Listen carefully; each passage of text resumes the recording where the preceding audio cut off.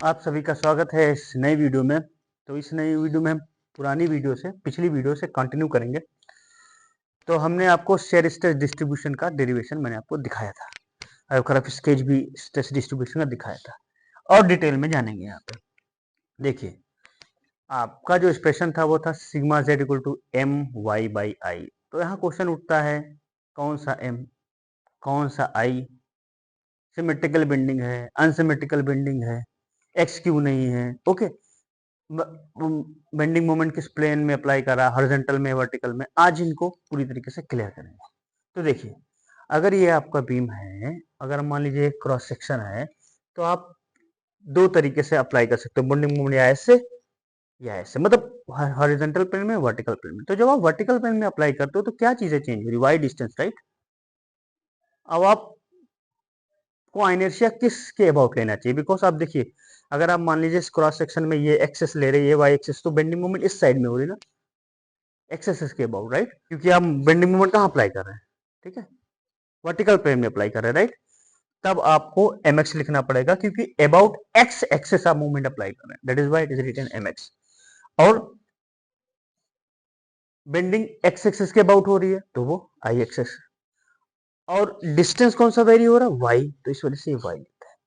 यही चीज अगर आप हॉरिजॉन्टल में अप्लाई करेंगे, यानी बेंडिंग ऐसे अप्लाई करेंगे, तो आपका जो एक्सिस जिसके अबाउट आप रोटेट कर रहे हैं वो y बन जाएगा।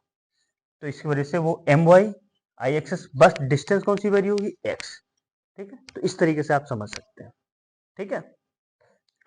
तो ये आपका इंडिविजुअल सिमेट्रिकल बेंडिंग का केस होता है, ठीक है। तो अब क्वेश्चन आता है ये कि तो अनसिमेट्रिकल बेंडिंग के केस में क्या होगा। तो अनसिमेट्रिकल के बेंडिंग के केस में आप, अगर आप ये देखिए कि मैं सुपर इम्पोज करके, या आप कोई भी अगर मोमेंट अप्लाई कर रहे हो, वो कुछ एंगल पे है, थीटा, ओके, तो with respect to the horizontal plane, तो एक कंपोनेंट m cos थीटा हो जाएगा, and component m sin theta हो जाएगा, स्ट्रेट फॉरवर्ड। तो आप इस इक्वेशन को यूज करेंगे। ये आप क्या करेंगे, दो आपका मोमेंट आ रहे हैं, आपने सुपर इम्पोज करके ये लिख दिया, M X divided by I X into Y plus M Y divided by I Y Y into X, right. और एम एक्स एम वाई की वैल्यू यहाँ से पुट कर दी। तो ये भी एक तरीके का आपका अनसिमेट्रिकल हो गया।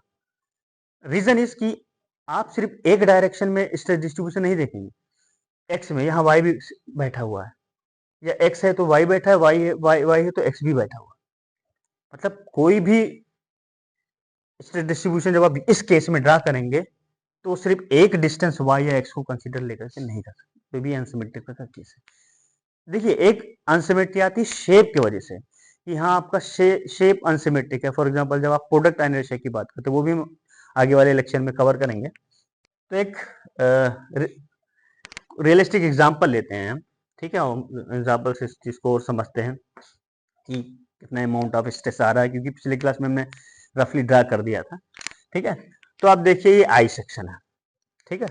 अब आई सेक्शन की ये जो चौड़ाई है, वो आपकी ये जो डिस्टेंस है वो 100, आज जो सारी डिस्टेंस है वो mm में ही है, और जो वर्टिकल है ये 200 mm है, और जो थिकनेस है सर 20, सो अब थिन वाल हुआ ना, 100 200 बहुत ज्यादा है कंपेयर टू 20 में, 20 के। तो आप देखिए, अब मैंने बोला है कि जो बेंडिंग मोमेंट अप्लाई हो रहा है वो वर्टिकल प्लेन में हो रहा है, ये वर्टिकल प्लेन में हो रहा है, ठीक, ऐसे, ठीक है। तो आप एक्स एक्सेस लिखेंगे, आई एक्सेस लिखेंगे, वाई, तो इसका मतलब है कि जो मोमेंट दिया है वो एम एक्स है, आई एक्सेस हमको फाइंड आउट करना है, और वाई बदल के सिग्मा एक्स का डिस्ट्रीब्यूशन देखना है। तो पहले हम आई निकालते हैं। तो आइए, आप क्या कर सकते हो, आइए आप निकाल सकते हो, या तो इस सेक्शन का अलग निकालो, इस सेक्शन का अलग निकालो, इस सेक्शन का अलग निकालो, तीनों को आप ऐड कर दो। और दूसरा स्मार्ट तरीका है कि आप इस पूरे को एक रेक्टेंगुलर मान लो, और ये छोटे ब्लॉक्स को हटा दो, उसका इनिशियल सेपरेट कर दो, तुरंत करा जाएगा। वही मैंने किया है। तो मैंने क्या किया, ये पूरा रेक्टेंगल ले ले, बी क्या होता है initial, B D cube by 12, और आई वाई में डी बी क्यूब बाई 12, ठीक है। तो ये बी, ये डी, तो बी डी क्यूब बाई 12, ये पूरे का आ गया। अब मैं क्या करूंगा, ये बची डिस्टेंस कितनी है, 100 में से अगर आपको 20 निकाल देंगे तो 80 रहेगी, राइट, 80 लिख दिया।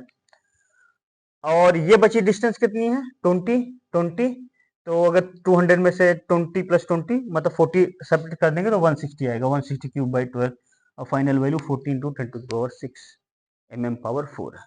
क्योंकि यहाँ पर मास है ही नहीं तो ये एरिया मोमेंट ऑफ इनर्शिया है, इसी वजह से mm⁴ आप देख रहे हैं। तो आई एक्सेस आपने ऐसे फाइंड आउट कर लिया।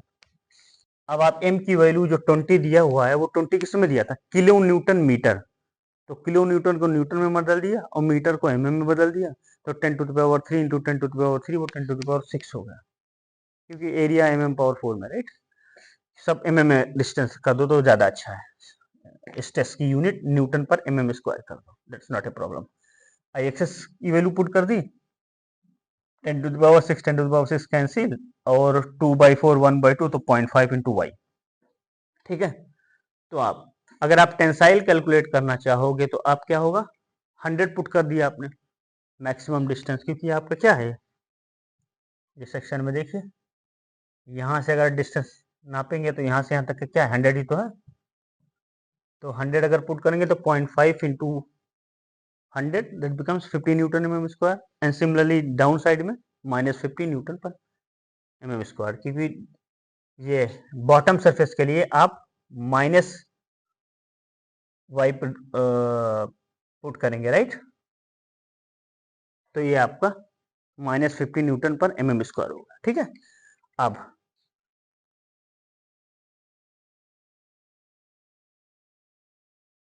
अब आप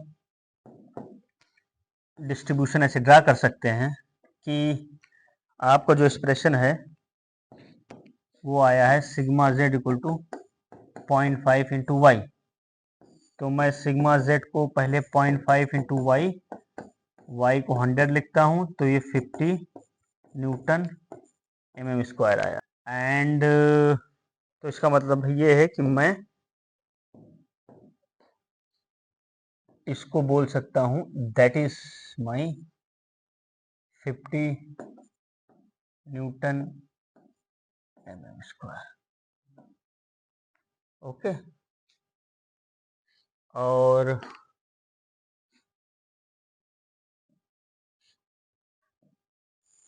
अगर y को निगेटिव रख देंगे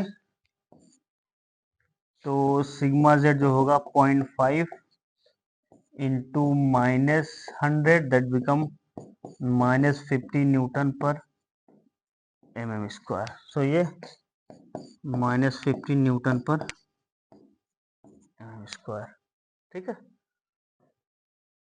तो ये आपका टेंसाइल हो जाएगा, ये आपका कंप्रेसिव हो जाएगा, ठीक है।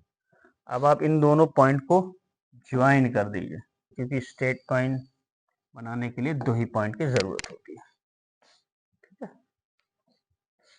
तो आप देख सकते हैं कि आपका रफली बाकी की वैल्यू भी कैलकुलेट करके आप मैग्नीट्यूड फिल कर सकते हैं, नॉट ए प्रॉब्लम। तो ये आपका लगभग शेयर स्ट्रेस डिस्ट्रीब्यूशन है जो कि लीनियर है। आशा करता हूँ कि इस न्यूमेरिकल से आपको कुछ नंबर्स का फील हुआ होगा, आपको tensile, compressive, mx, my, I axes इन सब में कोई कंफ्यूजन नहीं होगी। सिग्मा जेड, स्ट्रेन कैसे डेरिवेशन हुई, ये सारी चीज़ों में कंफ्यूजन नहीं होगी। फिर भी अगर आपको कोई कंफ्यूजन है आप प्लीज़ कमेंट कीजिए, I will try my best to answer, okay. 100% I will try to answer, okay. ये सारे इंपॉर्टेंट टॉपिक्स हैं aircraft structure point of view से, ठीक है। थैंक यू सो मच, मिलते हैं नेक्स्ट क्लास में।